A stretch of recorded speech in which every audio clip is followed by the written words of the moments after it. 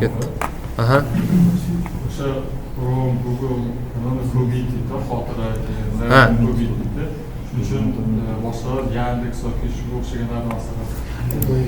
Endi biz ko'proq operativkamiz kamroq joy egallashligi uchun o'shandaqa boshqa kamroq yeydigan brauzer ishlatsak ham bo'ladi. Endi bizda operativka joy bo'lsa, bemalol o'ylamasdan ishlataversak bo'ladi. Endi bizda programma ko'proq talab qiladi, operativka talab qiladigan biron bir ish qilayotgan bo'lsak, shunaqa joyini kam tejaydigan brauzerlar ishlatishimiz kerak bo'ladi. Bo'lmasa operativkamiz joy bemalol bo'lsa, uni izlab topib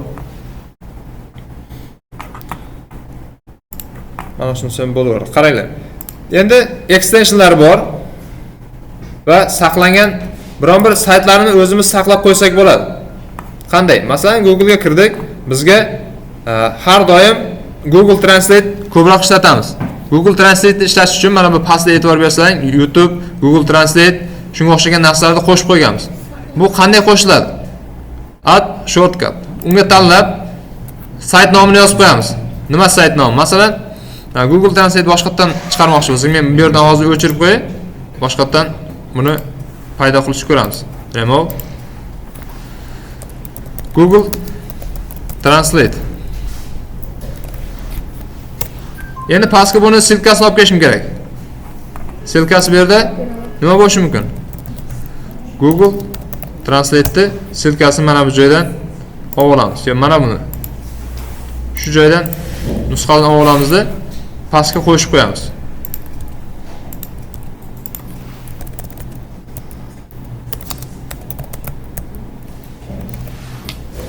Qo'shib qo'ysak, pastda bizga mana bunday oynachasi logotipi bilan chiqib kelyapti.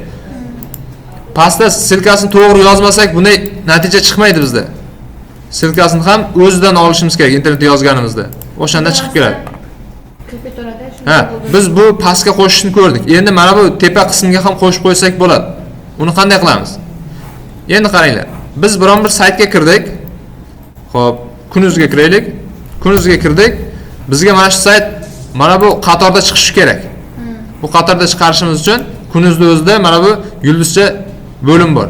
O'sha joyga tanlasak va mana bu bookmarks bor. Va pastda xohlagan bo'limimizni qo'shib qo'yishimiz. Bizga mana bu bo'limga qo'shishimiz uchun mendagi shu bookmarks barda o'ziga qo'shilib bo'ldi shu. O'tsak, hop, yangi olsak, hop, buni qatorda chiqqan bo'lishi kerak. Mana kunuz. Men mana bu joydan bittasini o'chirsam chiqib keladi mana. Kunuzni o'sha bo'limi chiqib kelyapti mana. Tushunarli? Biron saytga boyagi yulduzcha bo'limini mana bu joyga bosib qo'yadigan bo'lsak, bizga mana bu qatorga chiqarib beradi. Endi yana nima afzalliklar bor? Veb saytni tahlil qilish bo'limi bor deyapti. Veb saytni tahlil qilish F12